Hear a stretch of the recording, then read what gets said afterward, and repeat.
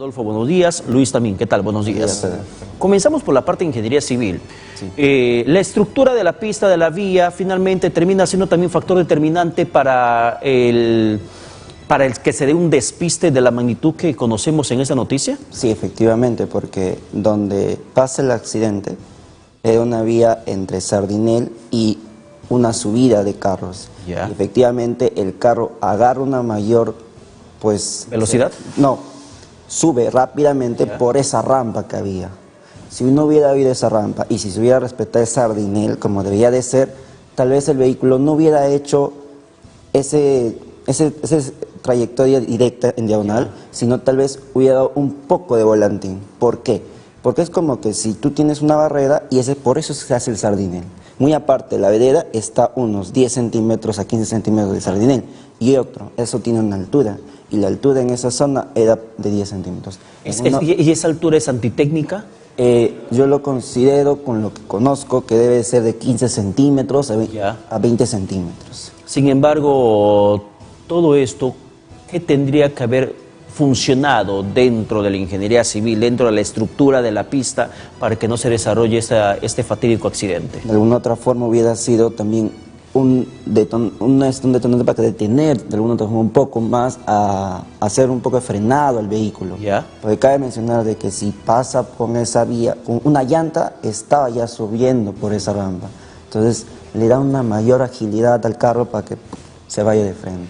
En el caso de la velocidad, Luis Mori, eres estudiante de física, ¿cómo se puede determinar mediante la física la velocidad y la trayectoria que siguió el vehículo y desbaratar de esa forma lo que tantas veces no intentamos hacer escarnio público, sino también hacer justicia? Porque ella, la responsable Melissa González, ya con prisión preventiva de 4 meses, ella asevera de que no estaba manejando a excesiva velocidad y que ha sido la imprudencia de otra persona, otro conductor, la que le rozó, la que intentó chocarla, la que hizo perder el control de su vehículo hasta ocasionar la tragedia. ¿Se puede eso demostrar lo contrario mediante la física? Buenos días. Buenos días. Bueno, básicamente en el informe nosotros hemos detallado, ¿no?, cuál es la estructura que debe tener una fórmula física que nos puede dar la velocidad y la velocidad media. No cabe resaltar la diferencia de esto, ¿no? La velocidad se mide en un instante determinado de tiempo, ¿no? Se conoce como la variación del desplazamiento en función del tiempo, ¿no? Y nosotros que estudiamos física conocemos ello.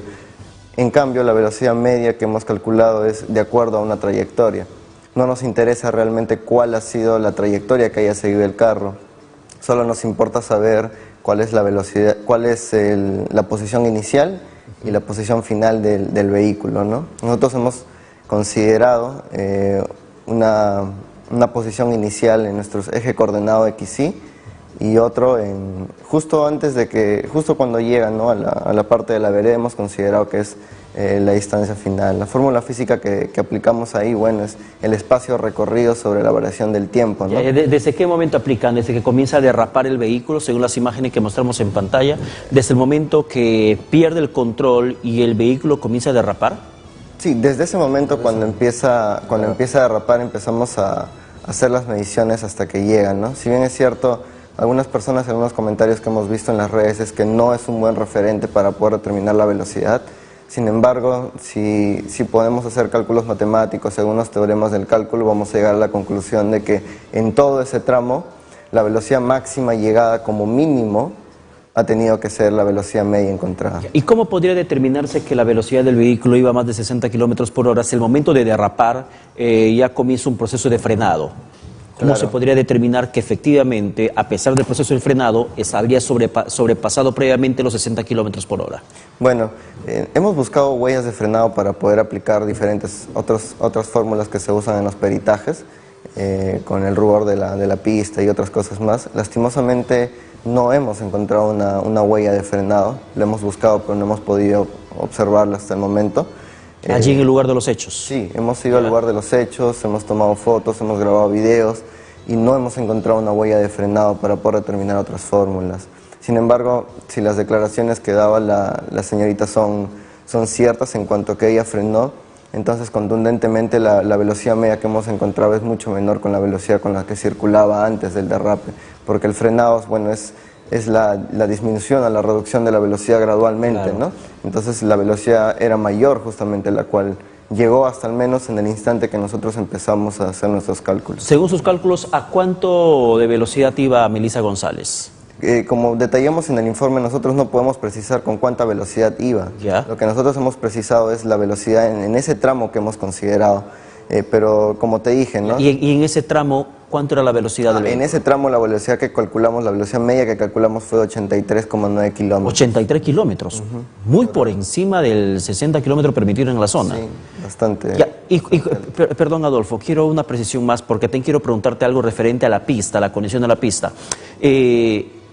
Si habría dado un caso de frenado, quiero entender la lógica de ustedes, se habría dejado las huellas del caucho quemado sobre la pista. Exactamente. Ustedes no han encontrado eso. No hemos encontrado Entonces huellas. lo que se deduce es que pierde el control del vehículo, bueno, esa es interpretación ya policial y fiscal también, que se pierde el control del vehículo sin frenar el vehículo y se va a impactar violentamente contra los jóvenes. Y hay una velocidad continua entonces desde antes del derrape y posterior del derrape. Claro, nosotros también sospechamos eso. En primera instancia sospechamos ello por los cálculos que hemos obtenido, porque nos parecen un poco incongruentes que si la persona en cuestión haya frenado, no hay una huella de frenado para empezar. Entonces sospechamos que si hubiera sido un frenado, pues debido a la tecnología que tienen los carros hoy en día, pues la velocidad media que hubiéramos encontrado hubiera sido mucho menor a la que obtuvimos, ¿no? Y ahora, la condición de la pista, ¿puede darse el caso que finalmente el frenado no quede registrado? La característica de la pista, del asfalto, la rugosidad de la vía, ¿puede permitir esa probabilidad? Eso va a depender también de cómo haya frenado la señorita. Ya. Va a resaltar de que si es un freno fijo, automáticamente ya hay un ahuellamiento dentro de la pista. Ya. Entonces, si la chica, como dice, ha perdido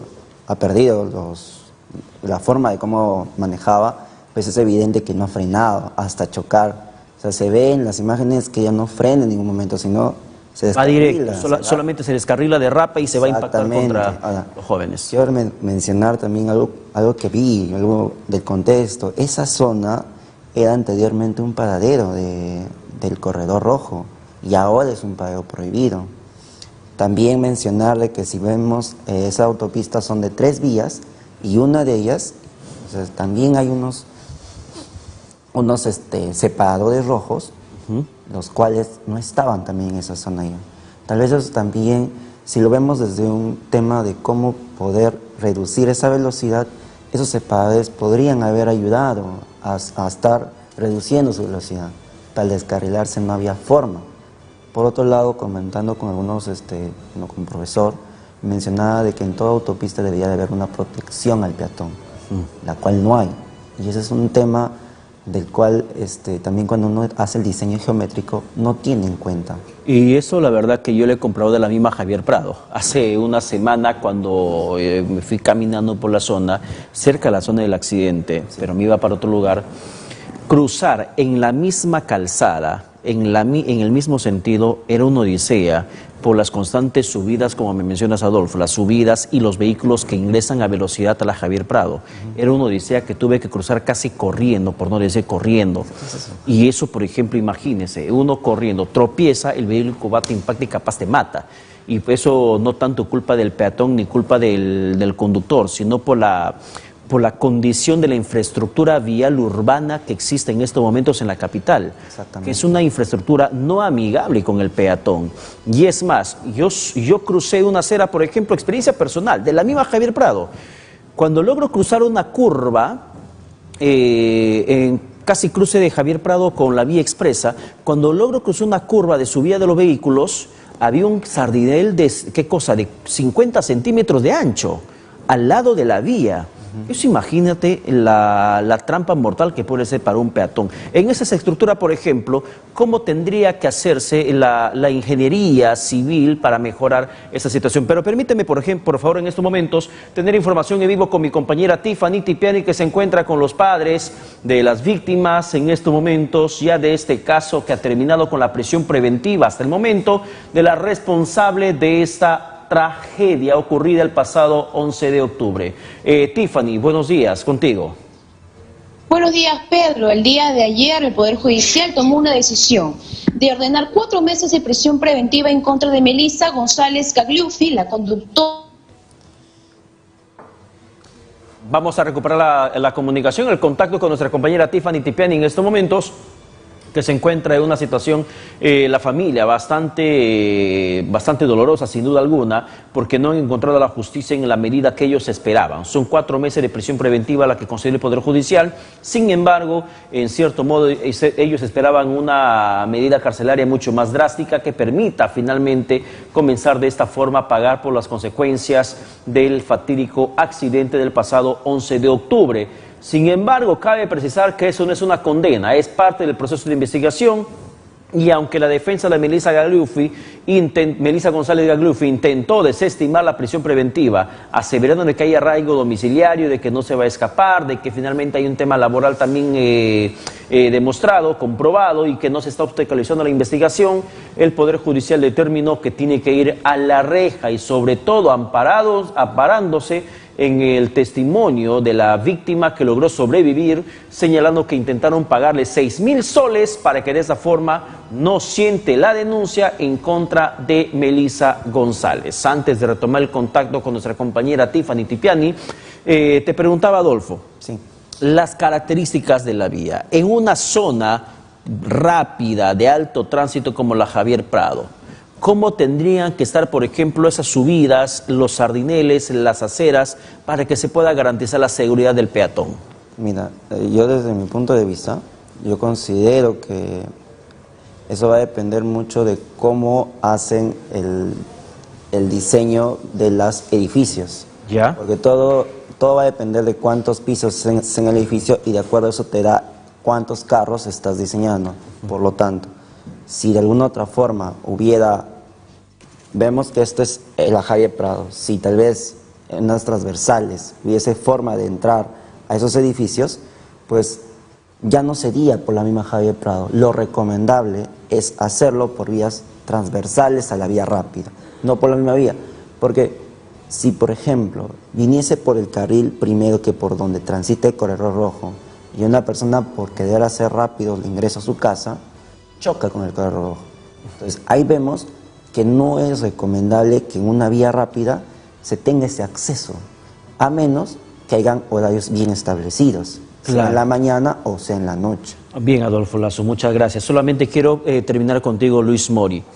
Cuando se ven las imágenes, si podemos poner las imágenes previamente, para terminar, si vemos las imágenes, por ejemplo, Luis, referente al momento que pierde el control, un vehículo, ¿a cuánto de velocidad tendría que irse para que pierda el control de la forma como lo hizo Melissa González con su camioneta?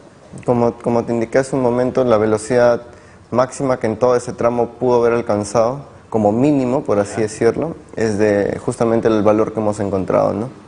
Si en el... Más de 80 kilómetros. Sí, claro, porque nuestros cálculos no van a poder darnos una determinación tan diferente a las cuales, por ejemplo, el día de ayer un perito sacó, ¿no? A defensa de la señorita. Y también, bueno, no es que tanto nos avalemos en otros resultados, pero vemos que los resultados que hemos obtenido son bastante coherentes con... Y según la física, a la velocidad de más de 80 kilómetros por hora que aparentemente estaba yendo, según la física, un frenado en seco habría, por ejemplo, ocasionado una volcadura en campana del vehículo. Mira, esa pregunta tal vez no sabría respondértela. No tengo la base del estudio para poder determinar eso. Lo único que puedo decirte es que esa velocidad es bastante rápida, ¿no? Si lo convertimos a metros por segundo, pues es una barbaridad. Sin duda alguna. Luis Mori, muchísimas gracias por estar con nosotros. También ¿Me dejarías decir algo al respecto? Más bien quiero invitar a los jóvenes, agradecerles a ellos, invitar a los jóvenes que puedan apoyarnos en este aporte, ¿no? que hemos hecho. Necesitamos bastante apoyo en la parte de audiovisuales para poder hacer una mejora del trabajo. Vamos a continuar en esto, no nos vamos a dar por vencidos. Y quiero invitarlos, ¿no? A que si hay algunas personas que puedan apoyarnos en la parte de videos, de edición, todo ese tipo de cosas para obtener cálculos más precisos. Nos vamos a ir trabajando en ello. Muchísimas gracias a Luis Mori por tu presencia aquí en los estudios, estudiante de física de la UNI, y también a Adolfo Lazo, estudiante de ingeniería civil de la misma casa de estudio. Muchísimas gracias a ambos. Gracias por compartir sus tiempos y esas experiencias que han tenido ustedes en intentar encontrar algún argumento que pueda permitir la justicia a favor de las víctimas mortales y del herido que aún viene recuperándose.